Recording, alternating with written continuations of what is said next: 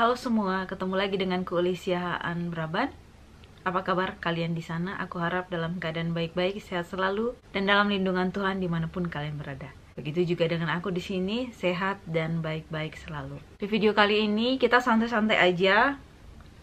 Memang makeupnya agak-agak glamor-glamor gimana gitu. So, kalian pasti kaget apa yang di tanganku. Tara! Donat. Donat cinta. Jadi kita hancurkan lipstick ini, oke? Saya mau makan dulu, saya sudah lapar.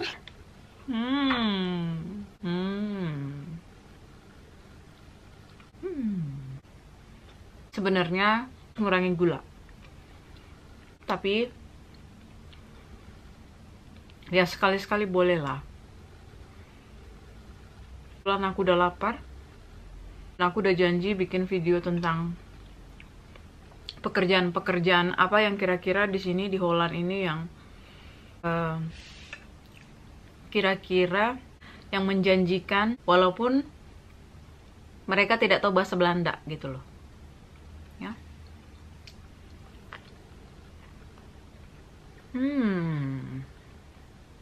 So, aku habisin donatku. Setelah itu, kita bahas ya. Donatnya sudah habis. Lihatlah lipstikku. Sudah kita hancurkan, saudara-saudara.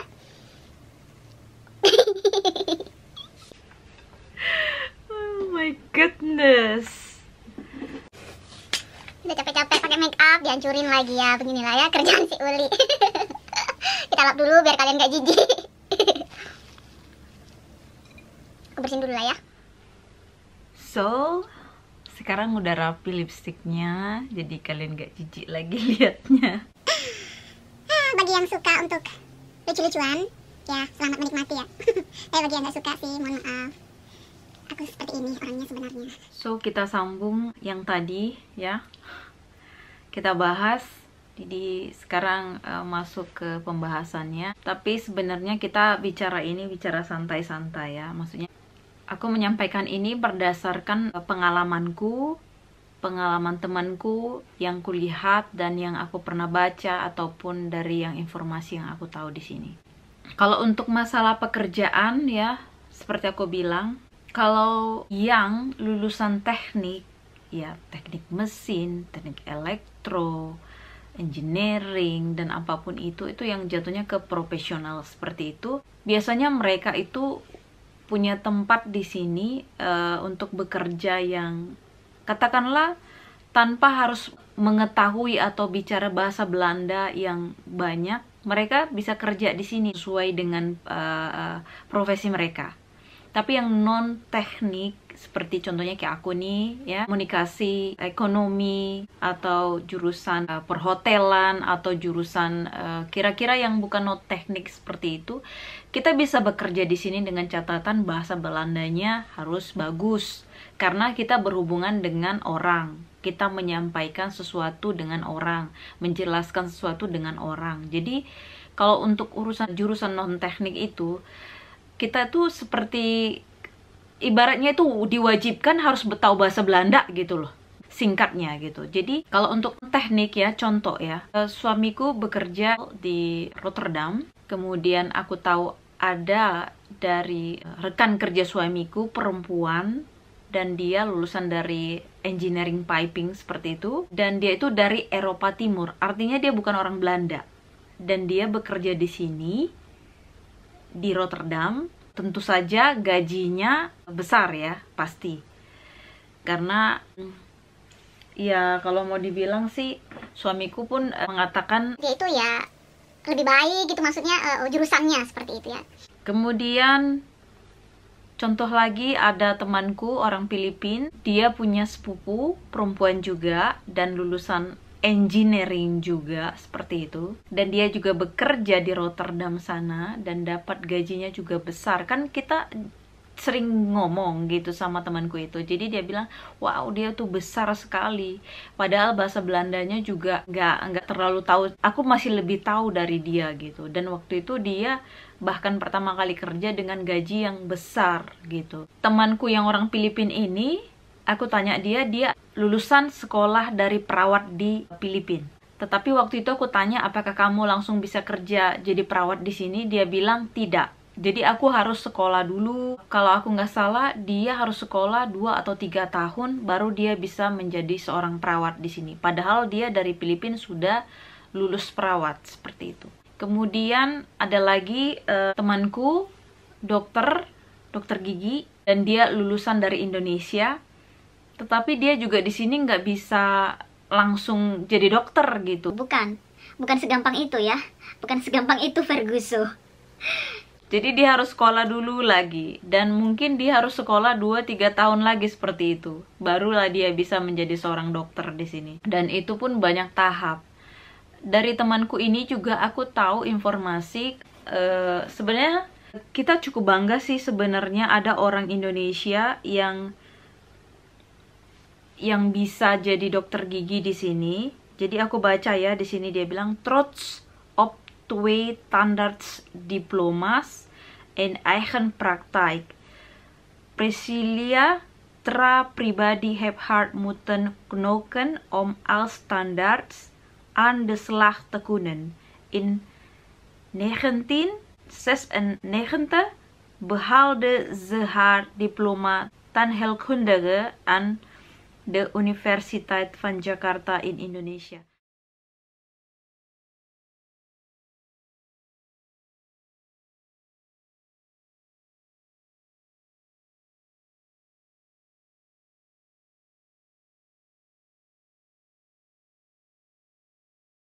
Jadi Ibu Priscilia Tra pribadi ini, dia sudah lulusan dari universitas yang ada di Indonesia. Dia lulusan dokter di sana di tahun 1996, dan dia tidak bisa di sini langsung jadi dokter. Dia harus sekolah lagi, dan dia bernasib yang baik ya. Maksudnya dia beruntung seperti itu, karena dia bisa langsung sekolah.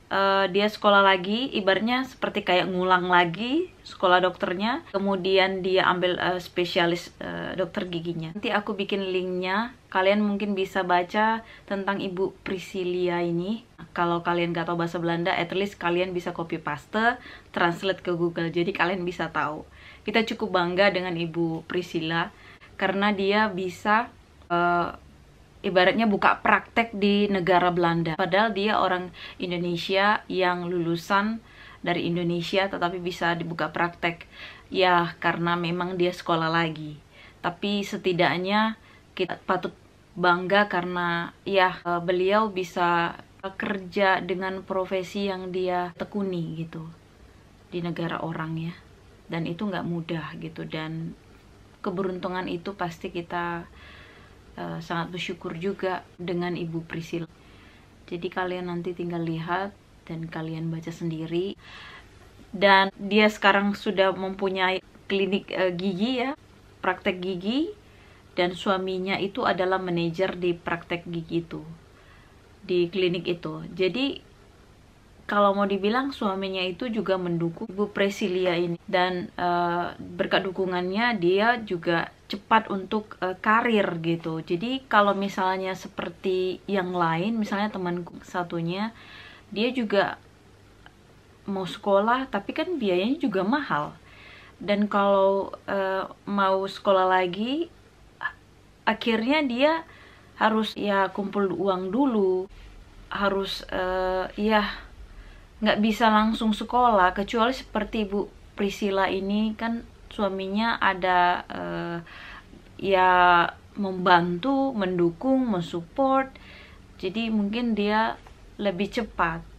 Tapi kalau ya seperti sendiri gitu, ngumpul uangnya itu bukan sedikit ya, uangnya banyak gitu kalau mau apalagi sekolah di sini tuh biayanya nggak sedikit gitu.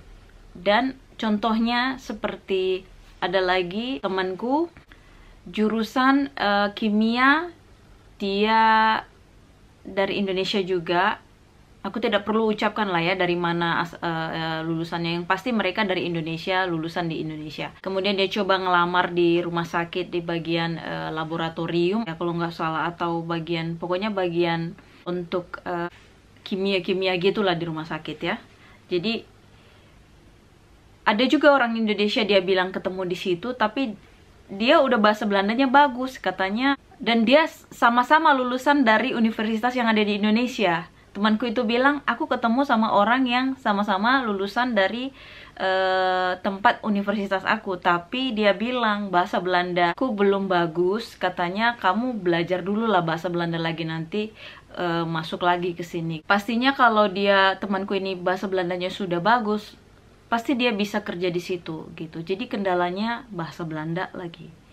Kemudian temanku juga ada yang jurusan ekonomi, dan ya dia juga nggak segampang cari kerja, itu nggak segampang seperti apa yang diinginkan juga seperti di Indonesia gitu. Jadi semua rata-rata teman-temanku itu ya rata-rata ya, bukan nggak, maksudnya mereka juga punya pendidikan yang dari Indonesia, bahkan dari universitas, tapi sampai di sini katakanlah ya ibaratnya ijazah kita itu jadinya kesannya kayak nggak berlaku gitu, kesannya ya. Memang tidak semua orang, seperti aku bilang tadi, kalau mungkin orang-orang yang elektro ya, yang teknik maksudku, dan mereka teknik mesin, teknik engineering, atau teknik yang lain-lain seperti itu, mungkin di sini dibutuhkan, dan artinya bahasa Belanda itu tidak diharuskan, karena mereka ya ibaratnya diperlukan itu otaknya itu, dan gak harus yang tahu bahasa Belanda sekali gitu, karena mereka juga pakai bahasa Inggris juga nggak ada masalah gitu ya. Ini berdasarkan menurut penilaianku yang aku lihat, yang aku tanya sama teman-temanku. Kalau seandainya mungkin bahasa Belanda juga bagus, harus sekolah juga gitu kalau setauku dokter. Jadi kalau misalnya seperti aku lulusan komunikasi, aku sekarang harus belajar bahasa Belanda, jadi bisa bekerja seperti resepsionis atau jadi call center atau administrasi yang lain. Karena ya aku harus ngomong ke orang, harus jelasin segala macam gitu, bukan yang ibaratnya di komputer gitu mengerjakan sesuatu. Karena kalau di sini itu kan otomatis orang Belanda rata-rata. Kalau misalnya ada orang luar mungkin bisa pakai bahasa Inggris, tapi di sini ya negara Belanda ya harus bahasa Belanda seperti itu. Jadi kalau misalnya kalian yang nonton ada pertanyaan lagi, silahkan kalian tulis di kolom video aku. Nanti video selanjutnya aku jawab lagi atau aku langsung jawab. Oh iya, kalau mau tahu cara tutorial makeupku, kalian nonton, karena aku sudah bikin tutorial makeup ini. Kalian tinggal tonton nanti setelah video ini ya. Terima kasih sudah menonton videoku. Sampai jumpa di video selanjutnya. Tuhan memberkati. Howdo.